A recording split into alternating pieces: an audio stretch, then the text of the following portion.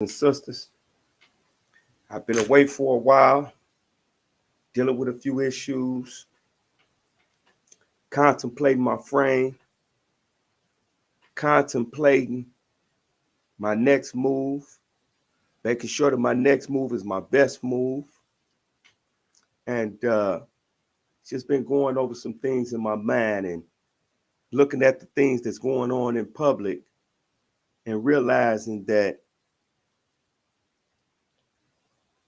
the pain that is being inflicted upon minority communities is monstrous.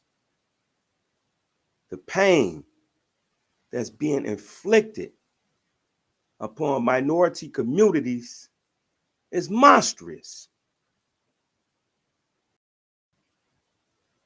Babies dying. Babies dying.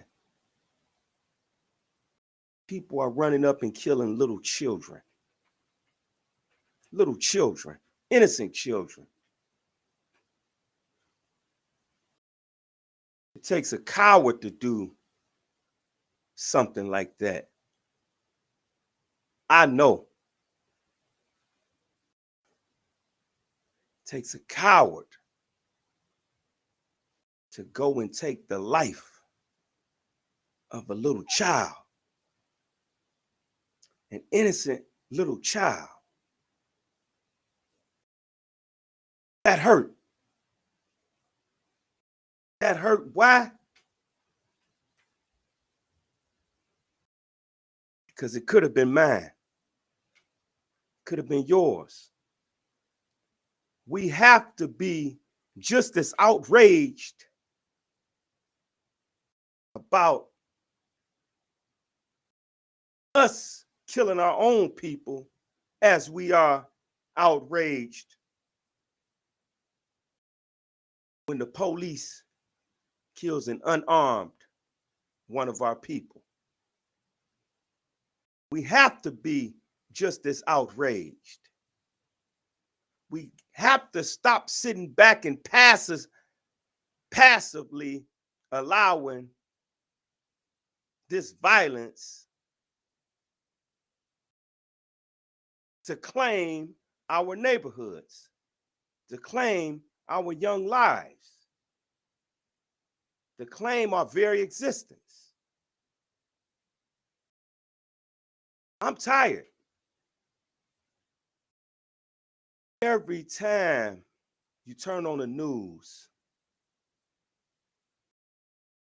it's something about a child being killed. It's something about a child being assaulted, molested.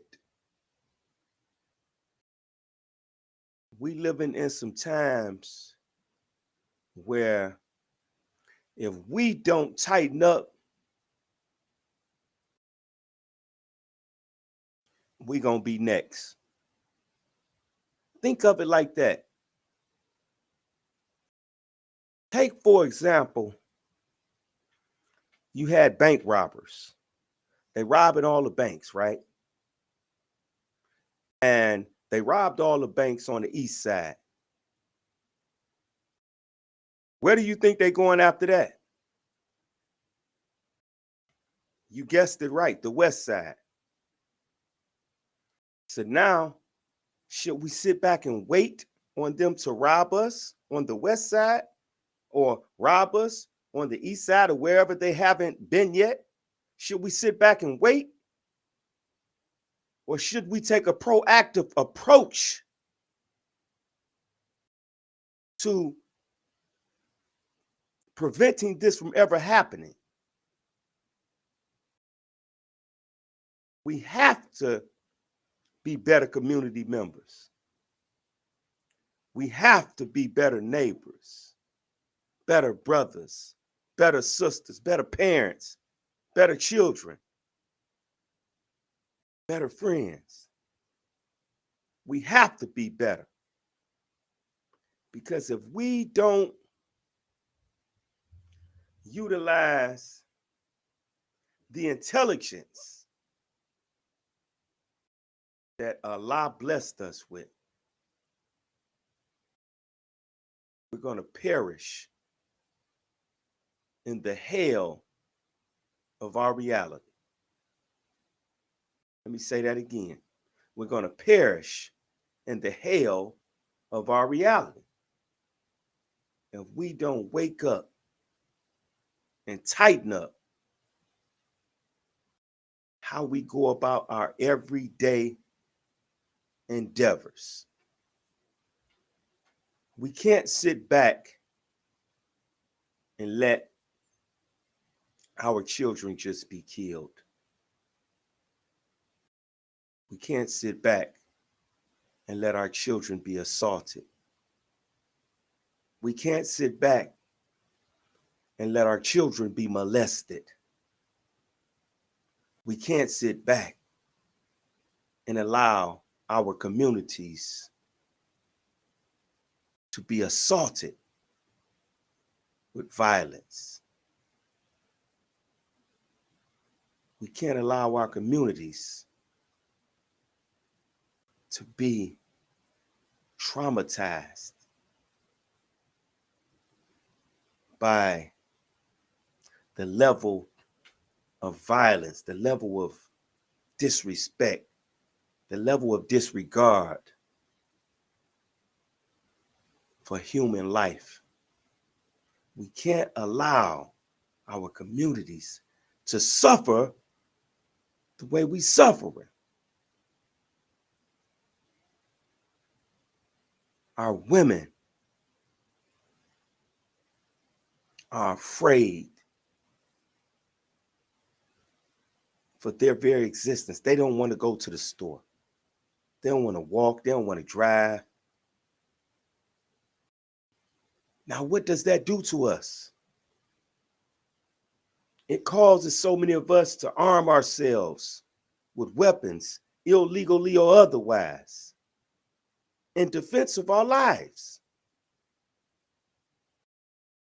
And I'm not saying whether it's right or wrong. I'm not getting off into the legalities of it, because I'm into the mentality of what's going on, the pain, the trauma, the confusion.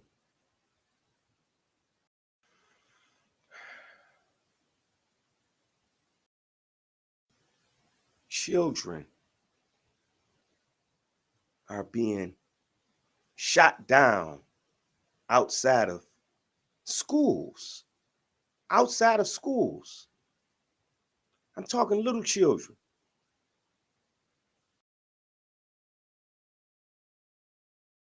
This violence has to stop. We have to begin to change the way we think, because if we change the way we think, we will change the way we act. And if we change the way we act, this will reform the community that we live in. And this will reform it in a way that best fits us. If we could only change the way we think about one another. Stop thinking that you are better than the next person. You're not. You bleed the same way we bleed. You're not better or badder than the next person. Stop. When your number get called, you going to, I don't care how much money you got. You going that way when your number get called. And don't none of us know when the number gonna get called. So I'm encouraging us to prepare ourselves to be leaders so we could pass the torch to our youth. And when our youth see us acting as leaders, those whom they look up to, maybe then they will strive to go ahead and follow that leader, because they see that that leader's footprints are clearly cut. And he didn't just talk it, he walked that way. He left his footprints clearly cut so all can see and be assured that their leader, went that way. We're always being watched. It hurt. It hurt when you see or you read or you hear about a child being murdered. It hurt. It hurt when you see, hear, or read about a child being bullied, and so many cases of that child harming themselves, and a few of the cases where they killed themselves, committed suicide. That feeling hurts. And we could do something about it. But it all begins with the way we think. It all begins with the way we think. I was taught that if I could get you to think, I could get you to save yourself. And saving yourself, you save so many people around you because you save them from you. And if they watching you and learning from you, then they're going to learn how to think as well. And they're going to save the people around them, and so on and so forth. But we have to start somewhere. And as the song by Michael Jackson went, I'm starting with the man in the mirror. I'm asking him to change his ways. I'm starting with the man in the mirror. I'm not pointing the finger at nobody. I'm not blaming nobody for the conditions that I put myself in. I'm not blaming nobody. I'm not blaming nobody for the violence that has consumed low-income communities. I'm not blaming nobody else for that.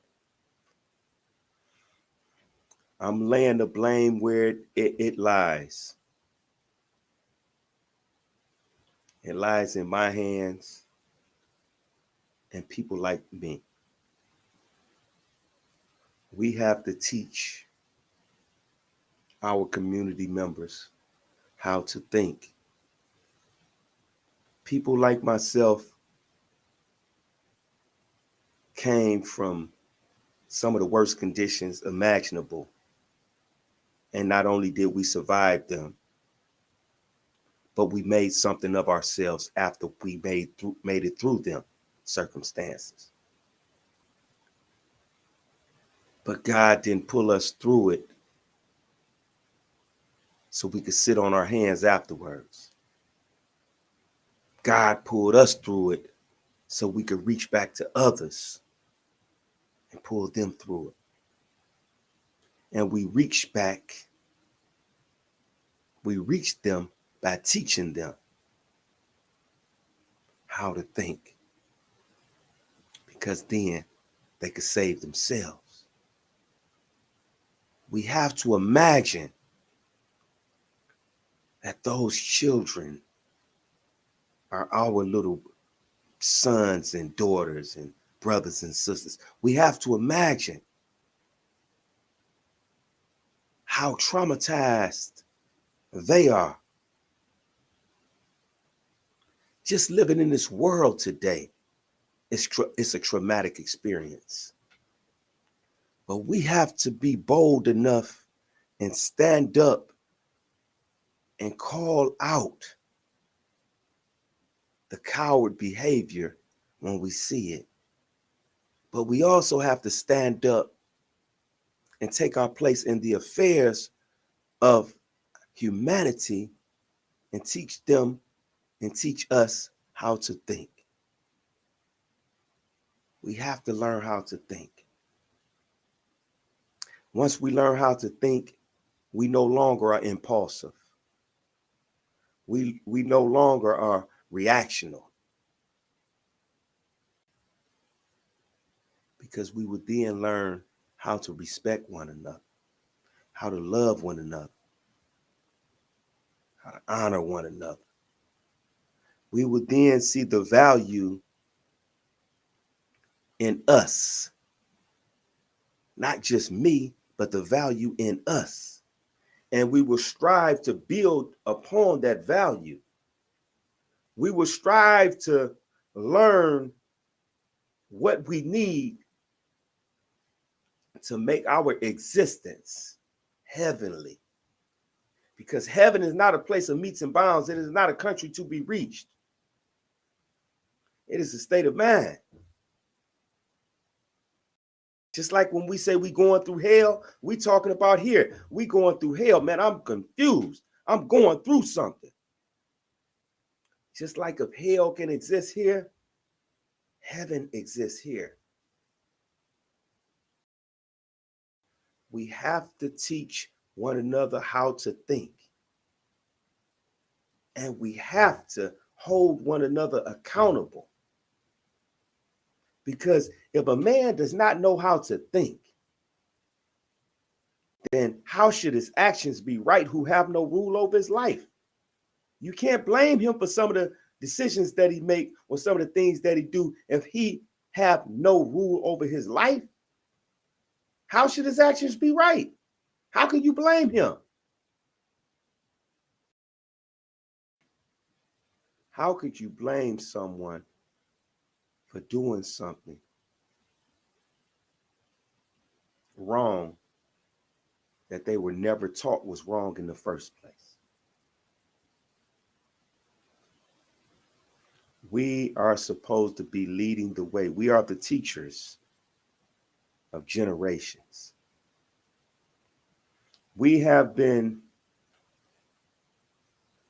ordained and divinely prepared to bring a message to the people. We know that. So many of us out here have been ordained and divinely prepared to deliver a message to the people. But that message is not mere words. That message is the walk. That message is the path that we take toward redemption, toward responsibility, towards accountability, towards love, truth, peace, freedom, justice. We have to stand up. We have to learn to stand for something, because if we don't, we're going to keep falling for anything. And it's time out for that. I no longer want to live in hell. So I'm learning how to think even to this very day, because I want to experience heaven, that calmness of mind, that serenity, that peacefulness. And I want to be able to share that with my brothers and sisters and show them how to obtain that serene mentality. Peace and love to those within the sound of my voice, but those who did not hear the sound of my voice, I say pass along the message, because someone needs to be inspired.